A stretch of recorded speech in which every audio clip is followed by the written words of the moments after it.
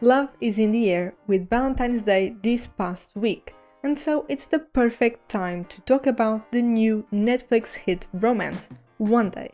The show is based on a book with the same name by David Nichols that had already been adapted to the big screen in 2011 in a movie with Anne Hathaway and Jim Sturgess. I'm Inês, and in this video I'll be reviewing this new adaptation and how its clever format just keeps you hooked. And don't worry, this is a spoiler-free review, since I want you to go and enjoy this show later in case you haven't already.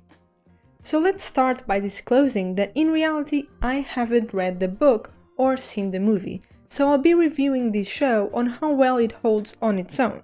But this is a new channel, so to make things interesting, if I get 10 more subscribers from this video, I will watch the movie, and if I get 50 more, I will read the entire book, which has 448 pages. So One Day is a romance that follows Emma and Dexter, who meet on their graduation day in 1988. Over the next almost 2 decades, we follow their lives on the exact same day each year, the 15th of July. So basically, most episodes happen about a year apart. Personally, I love a good romance, and I was sick this week, and so I watched the entire first season in just 2 days, and the show kept me hooked the entire time, and I think that is because of the clever format of the book and show. Back when most seasons had 22 episodes, there were usually 3 moments that stood out. Obviously the beginning, where you get to know the characters and the show, then you usually had a mini climax in the middle of the season, and the final climax in the final few episodes. But for me, one of the absolute highlights is finishing a season and finding out that the next one has already been released. Typically, there is a time gap between seasons, so the first episode becomes special as I catch up on everything that happened during that time. And it's always exciting and almost stressful, because you don't know where you're going to find the characters that you have begun to really like.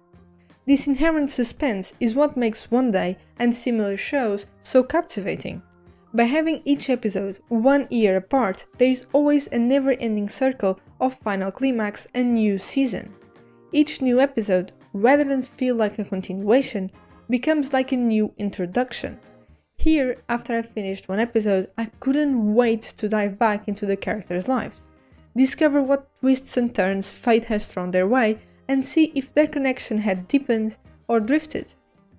There is almost like a constant cliffhanger because of the huge amount of possibilities of what could have happened in that year gap, except instead of waiting months, you simply click on the next episode.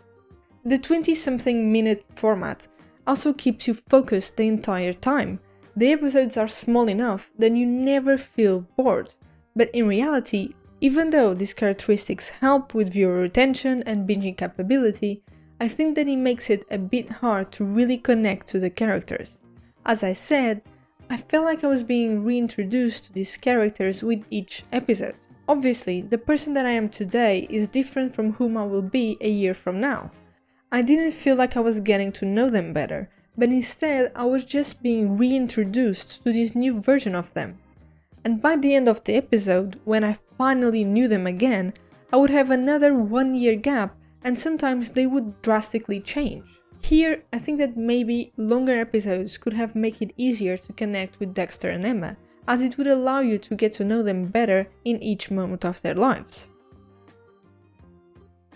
The concept of following Emma and Dexter for 1 day is definitely compelling, and I particularly enjoy that it's always the same day and nothing special needs to happen on that specific date, and sometimes Emma and Dexter didn't even interact with one another.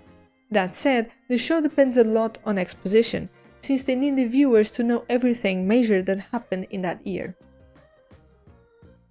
This is also 100% not a fresh take on the genre and is heavily reliant on cliches. But this is something that I don't mind at all in romances and rom-coms. The story of a handsome, rich, carefree, popular young man that starts to show interest in the smart overachiever from a lower social class and an unpopular woman has been done more times than I can count. But cliches are cliches for a reason, and I'm here for them if they are done right. Here, this is kind of the entire premise of the show. We follow their lives and their process of growing from students to adults. And personally, I really like the show because I'm currently in my first year of working after university.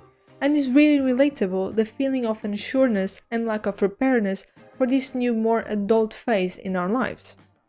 I also quite enjoyed that the main character of the show is not their romantic relationship, but Emma and Dexter as two separate entities. Both of them are quite complex and authentic and change a lot during the show. But personally, I didn't really love either of them, and sometimes I even found them to be selfish and overly mean to each other, and especially at the beginning, Emma was giving me major Rory Gilmore vibes. The constant suspense of how their relationship will turn out is quite good, and I was rooting for them, but I didn't feel like they had the best chemistry, or that it was obvious that they belonged together. Here, I'm not sure if it was this cast or if this is also a problem with the book. Even though I don't think that they had the best chemistry, both Leo Woodwall as Dexter and Ambika Maud as Emma were great in their individual roles. I already knew Leo from the second season of White Lotus, but I was more excited to see Ambika. I first heard of the series when she went to the Graham Norton show, and a fun fact is that this show was released exactly 2 years after her breakout role in This Is Going to Hurt, which is another amazing British show that is based on a memoir of a real doctor in the Department of Obstetrics and Gynecology in the National Health Service. Personally, I enjoyed this show a lot since I'm a doctor and work in the Portuguese public health system, and I felt like this show is very realistic and honest. So if you liked Ambika in one day, give This Is Going to Hurt a shot. To finish off, the cinematography and the settings of the show are really good. We have a lot of different locations, many of which were quite beautiful and paradisiac, and I love the time travel over the last few decades, almost as if the time is evolving with them. Lately, I've been seeing a lot of TV shows set in the 80s, and I quite enjoy that journey to a different time. And finally, some similar recommendations in case you've already watched One Day. First, Normal People is a must, because it explores a similarly intense and complex love story that unfolds over time. Also, This Is Us is more of a family drama show, but you get to see the family grow and change over the decades. Thank you so much for watching. As always, this is only my opinion and I cannot wait to hear yours. This is a new channel, so if you like this video, please consider subscribing. I have a long list of videos that I want to make and I cannot wait to share them with you.